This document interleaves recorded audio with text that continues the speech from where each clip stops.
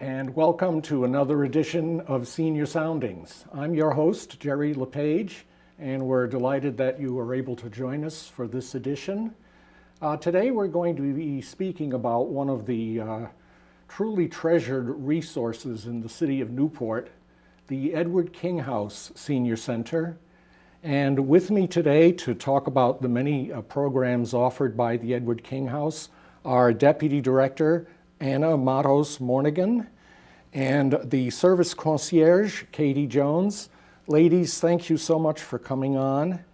And we're delighted to have you to talk about such an important resource to the community.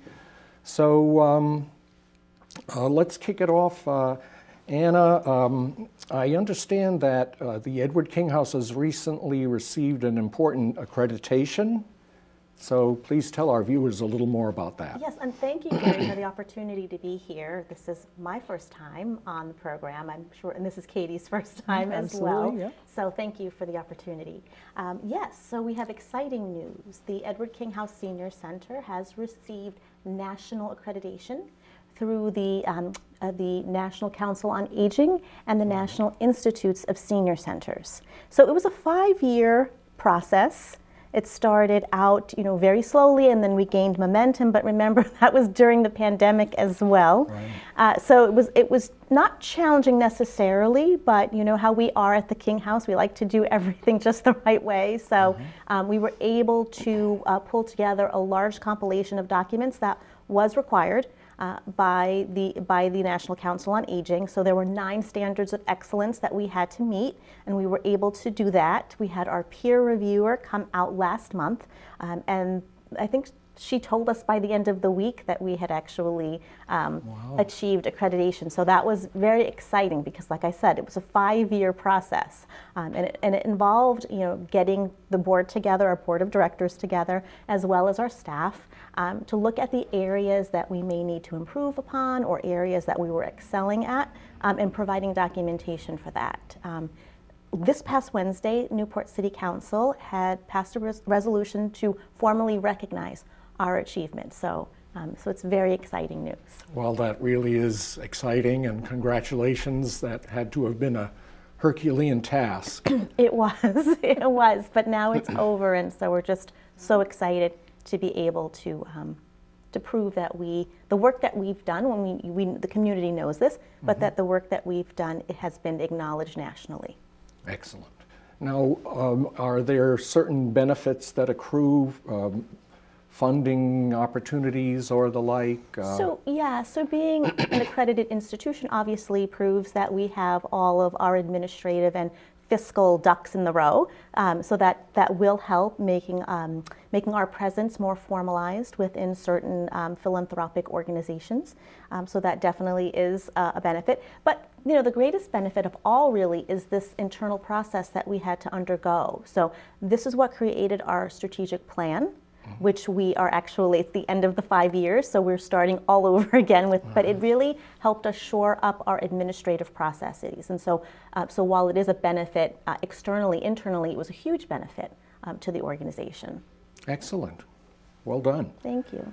All right, now we'll turn to Katie and talk a little bit about Service Concierge. Fancy title. Very nice, very La Concierge au service. So Katie, tell us about what that entails and how many hats do you have to wear? I haven't counted all of them yet because there's often something new on the horizon that comes up. You're going on 2 hat racks. Two hat racks at least, yes. But that's part of the reason that I enjoy the position. It was one of the things that attracted me to it. And I think because there's something new every day, you meet a wonderful variety of people. I work with a terrific staff at the Edward King House. The members are wonderful. And really my job is to be that person, if it's not a program that you want to sign up for or you want to participate in, but there's something else that you need, you need to get connected to a resource in the community, I can be that first person that sort of puts my thinking cap on and helps get them to the right place in a way that is a good connection, some And good you bring up a information. subject that's dear to my heart, and what we call information and referral. And having the resources at hand to be able to say, oh, what you're asking about, this is the person you need to speak with. Exactly. And so on. And to have that information ready for people is, I know it's really greatly beneficial to them. And it's very fulfilling in a professional sense. Absolutely, and it opens doors to build new partnerships within the community, to reinforce the ones we already have. And I think that it helps the community know that we are actively seeking out ways to interact and to connect, and that we want our members to get the best and the correct services that they need or are interested in, areas that we can't necessarily embrace in our own structure, but they're Right. out there, and there's somebody that's already doing it. Right, right. So I don't want to be throwing you a curveball here, but do you have a story that you could tell, maybe of a recent interaction with someone whom you were able to assist? oh gosh. One of the things that we do is our durable medical equipment library, a loaning opportunity. Right. So people make donations, or we accept donations of durable medical equipment, mostly the small things, walkers, canes, commodes, nothing glamorous, but necessary. We have, some wheelchairs, and we had somebody that, needed a wheelchair in a hurry, and we had that available for them. We also had somebody call and ask about donating something, and in addition to the shower chair that they were donating, they said, by the way, we have all this knitting material, and we happen to have a knitting group, and so I was able to talk with them and see if they were interested in maybe going through a donation, and they could take and use as they want. And now that knitting material is going to have a home to go to with the members of the group. So, Excellent. I see a lot of people who have questions about Medicare and Medicaid, and what do I do, and who do I see, and that's always a very, most of the time we're able to get them connected in the right way, or at least explain something that so many people feel intimidated by Right. or confused about. Yes. And that's really one of the biggest things. There are a lot of moving parts to Medicare, and it's very difficult for people to work their way through, how do I get Medicare, what's the best choice for me, what can I afford, and so on. And so it's definitely, that's an everyday thing. I read somewhere recently that something like 10,000 people turn age 65 every day in this country. So I heard the same thing, and it's mind-boggling. But to know that, and I think that it isn't something you hear so much about it. It's easy to think, I don't want to deal with that right yet. I've got plenty of time, or something will happen that it will get taken care of for me. Totally understandable, but I'm grateful that I can be sort of that sounding board, that some folks can come and ask the question that they think Right. is silly, and know that it's not, and here's how to sort through all of that, so that you make a good decision for you without having to feel like I've got a sign on the line, and this Right. is going to be my life. yeah, absolutely. And it's a free service, It is so a they're free not service. pressured in any way, Exactly. one way or the other. So Yep, and it's not a one-shot deal. If you have other Right. questions, once you enroll in a program or you get the information you need, you can still come back and we can continue with the conversation. and you have done other things. So that person comes in for ship counseling, but then you Exactly. find that they need resources for transportation, or to get them Exactly. connected with Meals on Wheels. So Exactly. So Right. it opens the door, and it's a way, and you establish that relationship so that you know that it's a safe place to talk about what you Yes, need. they're comfortable coming to see you again. Yep. Yeah. and Katie's she won't toot her own horn, but Katie is exceptional at what she does, and she's very patient. So, which you do need. You need both of those things. I try and do what I would appreciate, and pass that along. Right. And so it knock on wood, it works pretty well most of the time. And I had the honor and privilege of training you on some of the Medicare, especially at the very beginning. Absolutely. And what a gift! Thank you, sir. Good job, Gerry. You learn from the best. It really, thank you. But it really is. It's got to be a team approach, and no one person can do all of it. So exactly. Yeah. So, all right. Now another topic here, Anna and Katie, is an important anniversary that's coming up, or has just recently occurred.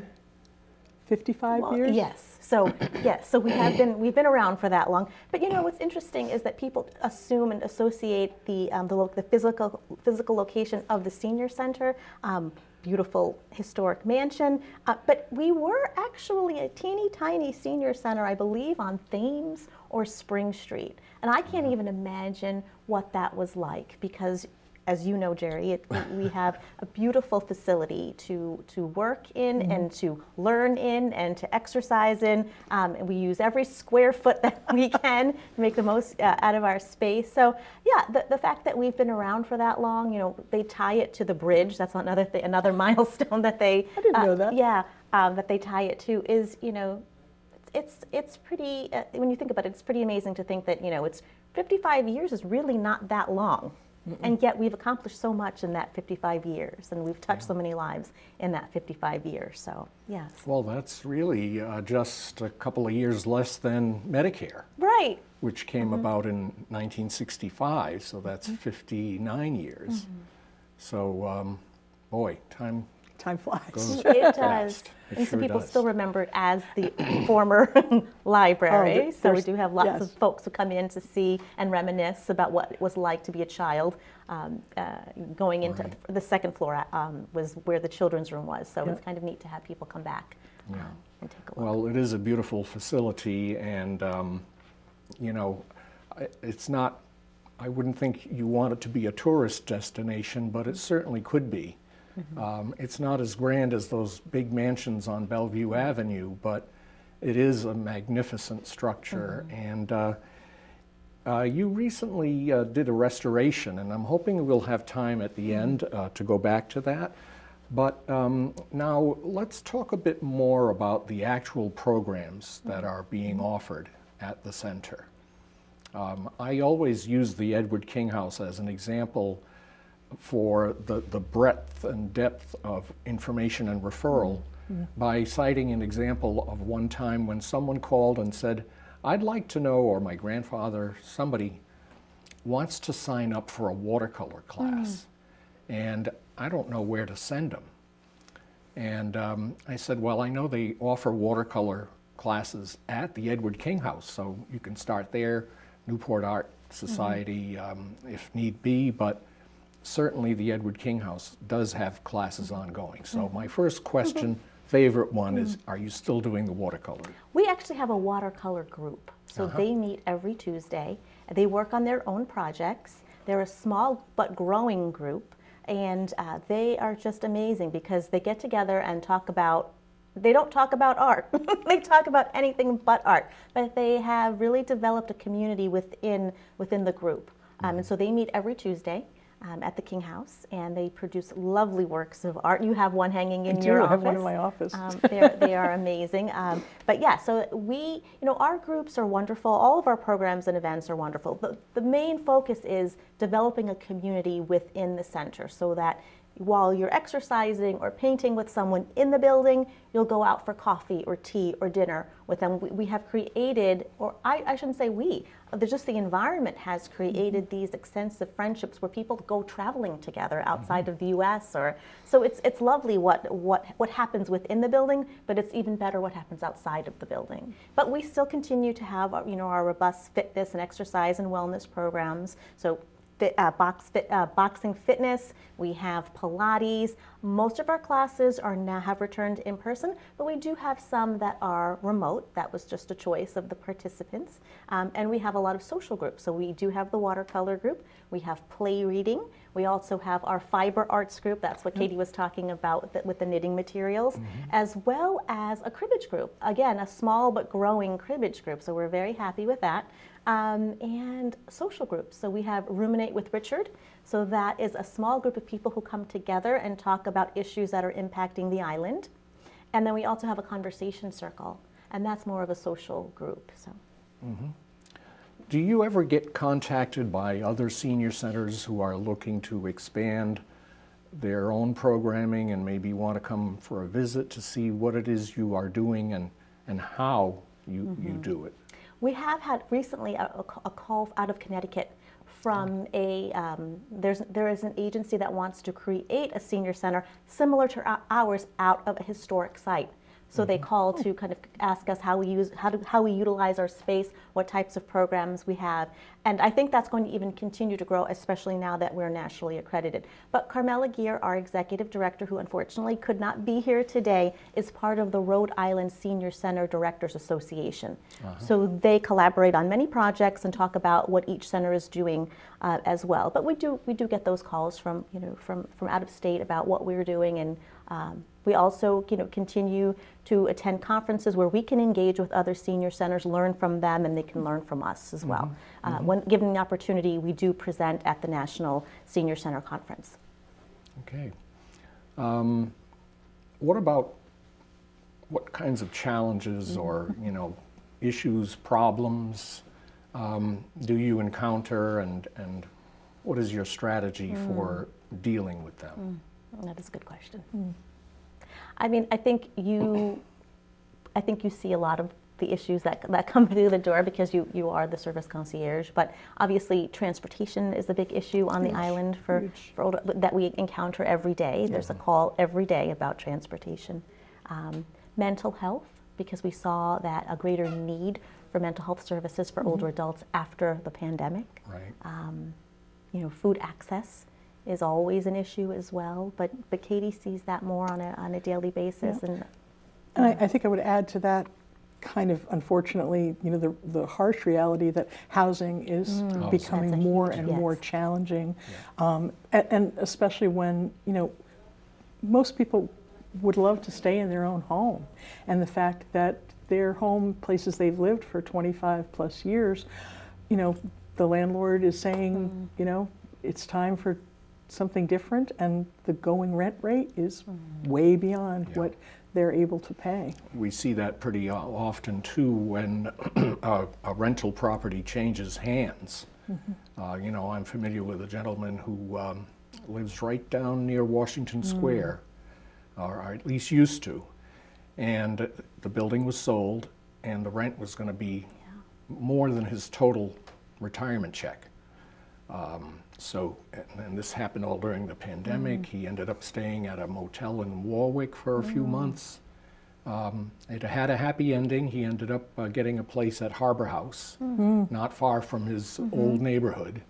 And so that had a happy ending, but those instances are pretty rare because Harbor House is a senior, well, it's mixed, but some of the apartments are subsidized by the Federal Housing and Urban Development.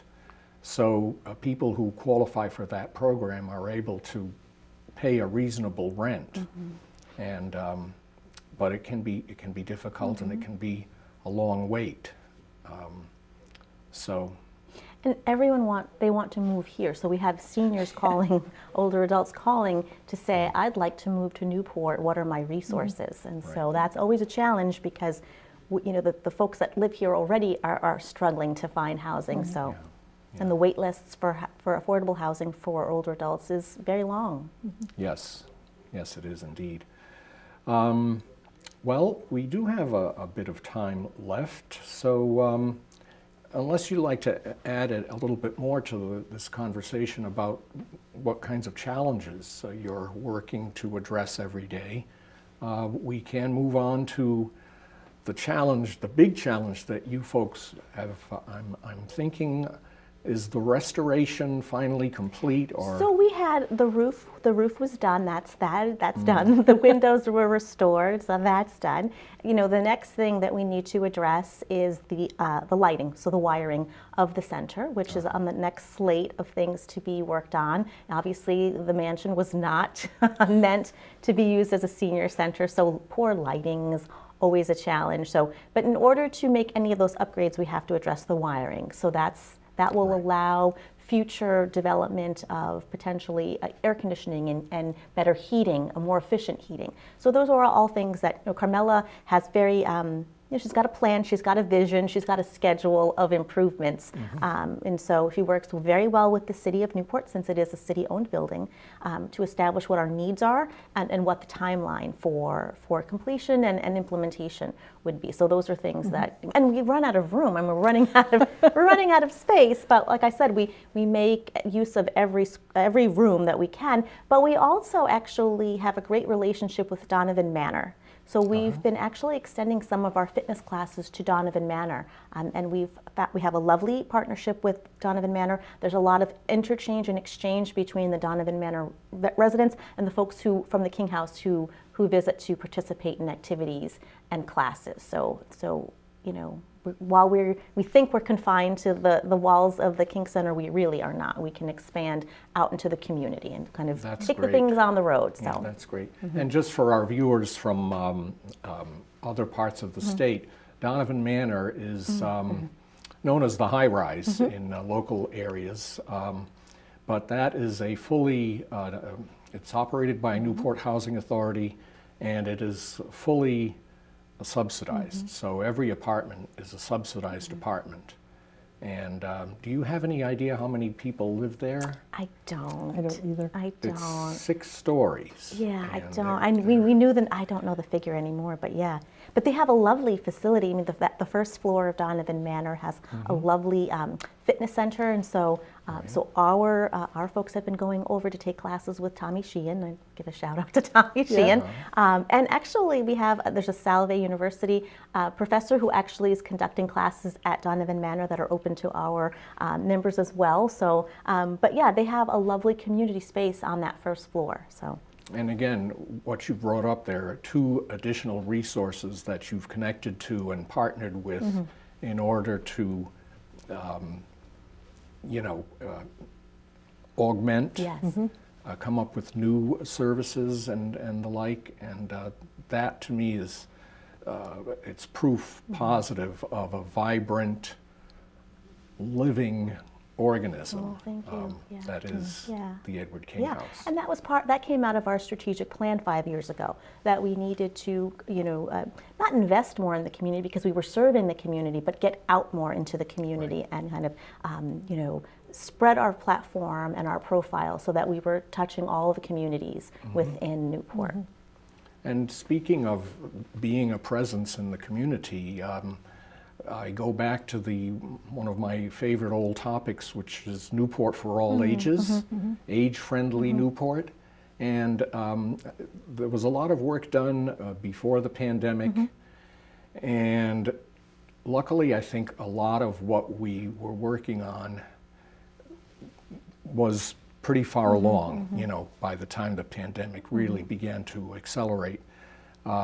So a lot of that preliminary work was accomplished, but I understand now from a recent meeting that there's a new phase that's coming into play there. And maybe in the time you have left, you could tell us a little bit more about that. So the Newport for All Ages initiative is an AARP initiative that is being implemented on behalf of the city of Newport. And so, you know, we're trying to make the city of Newport more livable for those individuals age 50 and above. So that's everything from making sure that the streets are walkable, that there's housing options, that there's transportation options, and these initiatives would benefit the larger community. So, you know, a safe street is safe for a 70-year-old, but it's great for a 30-year-old as well. And so the plan is in the implementation phase. And so there was a pause because we were working on accreditation, but now that accreditation is wrapped up, we can re-energize and refocus